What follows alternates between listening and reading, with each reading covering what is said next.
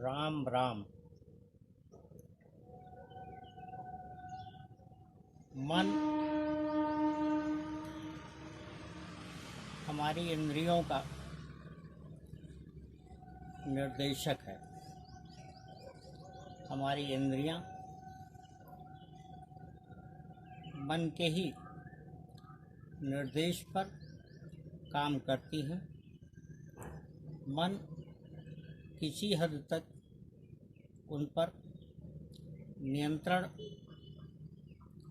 के बजाय रोक अवश्य लगा लेता है कुछ पल के लिए, लेकिन इंद्रियों को आदेश मन ही देता है और इंद्रियों को काम मन के ही आदेश पर करना होता है। इससे बहुधा तमाम तरह की गलतियां हो जाती हैं, असंगतियां उत्पन्न हो जाती हैं, विसंगतियां पैदा हो जाती हैं। मन को नियंत्रित करने का सर्वोत्तम साधन हमारी आत्मा है। मन और आत्मा यद्यपि ये दोनों अदृश्य हैं, तथापि मनुष्य के जीवन के समस्त कर्म का निर्धारण मन और आत्मा के ही जरिए होता है। किसी के भी द्वारा कितनी भी उन्नत बात क्यों न कही जाए, क्यों न बताई जाए, हम कहीं से कितनी भी अच्छी बात क्यों न सीख लें, क्यों न जान लें, लेकिन करते वही हैं जो हमारा मन निर्देशित करता है। और इसके बाद कभी ऐसा भी होता है कि आत्मा की स्वीकृति उसे मिलती है, किंतु हमारे कार्यों को अगर आत्मा की स्वीकृति हो तो हम बहुत सारी बाधाओं, बहुत सारे संकटों, बहुत सारे विघ्नों से बच सकते हैं।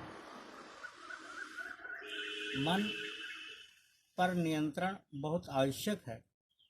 बहुधा मन के आदेश पर जल्दबाजी में किए गए कार्य विपरीत परिणाम देते हैं और फिर हमारे लिए उससे कई बार बड़ी समस्याएं पैदा हो जाती हैं। बहुत सारे लोग तो ऐसे भी होते हैं कि मन पर के आदेश पर किए गए कार्यों के परिणाम स्वरूप पूरा जीवन उससे लड़ने या उसके दुखद नतीजों को भुगतने में ही बीत जाता है और व्यक्ति धरती पर लंबे समय तक रहते हुए भी अपना जीवन गंवा देता है, निरर्थक हो जाता है। शुभकामनाओं में बड़ी शक्ति होती है। शुभकामनाएं, सद्कामनाएं बहुत प्रभाव रखती हैं और हमें हमेशा यह यत्न करते रहना चाहिए कि किसी भी मनुष्य के द्वारा दी गई शुभकामनाओं को हम सही रूप में लें और उसे स्वीकार करें। शुभकामनाएं यद्यपि फलित उन्हीं की होती हैं जिनके मन और मस्तिष्क में पवित्रता हो, निर्मलता हो, उनका कार्य व्यवहार स्वच्छ हो। लेकिन अंतःकरण से अगर कोई ऐसी कामनाएं करता है जिसमें किसी प्रकार की अच्छाई या हित या शुभ या सद की चिंता होती है, तो वह गलत प्रवृत्ति वाला व्यक्ति भी हो सकता है और वह भी बहुधा अच्छे परिणाम दे जाती हैं। इसलिए हमें हमेशा इस बात का यत्न करना चाहिए, इस बात के लिए प्रयत्नशील रहना चाहिए कि हम किसी की शुभकामना से वंचित न हों। मनुष्य के जीवन में जो कुछ भी अच्छाइयाँ होती हैं, जो कुछ भी बेहतरी वो जीवन में कर पाता है, वह शुभकामनाओं और अपनी अच्छी मन स्थिति के द्वारा ही प्राप्त कर पाता है।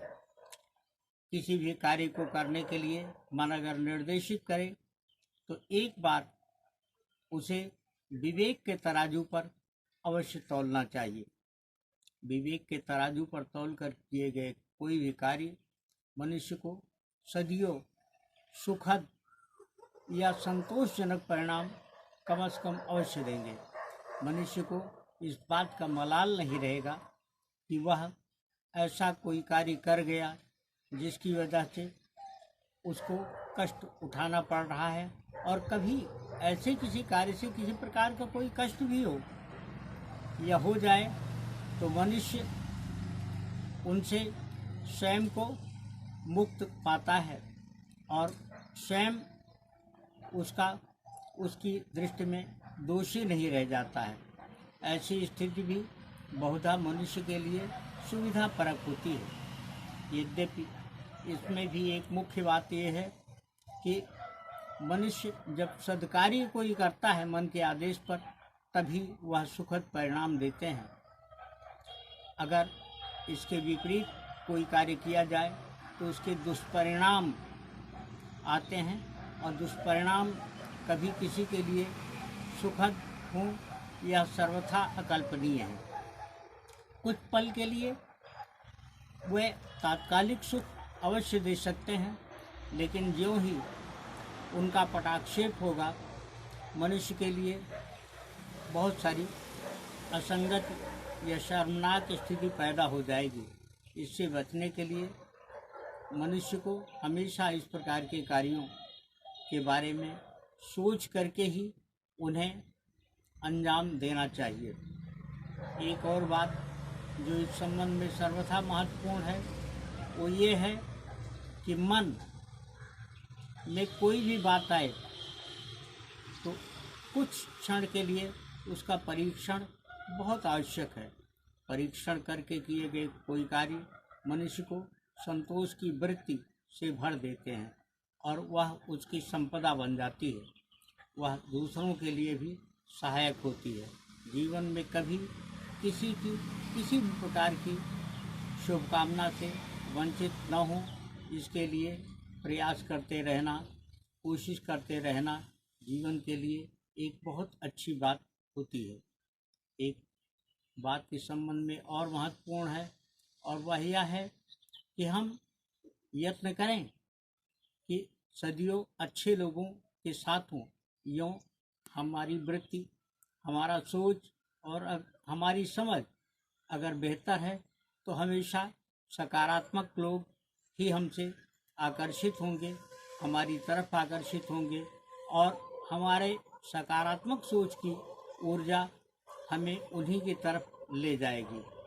ऐसी दिशा में यह आवश्यक है कि पॉजिटिव या ऑप्टिमिस्टिक अप्रोच हमेशा रखें और हमेशा यह सोच करके चलें कि हम अगर सुखद परिणाम की अपेक्षा रखते हैं तो हमें अच्छे कार्यों से ही, नेक कार्यों से ही और भलाई से ही वह प्राप्त हो सकते हैं। राम राम।